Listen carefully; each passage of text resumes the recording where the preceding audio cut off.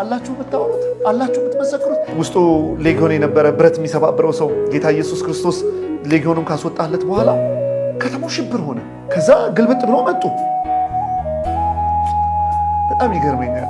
ያ ሰው ግን ኢየሱስ ጋር ቁጭ ብሎ ነበር። የት ይኬዳል? እና ድፍን ከተማ ውጣልን ይሉታል፣ እሱ ግን ልከተል ይላል።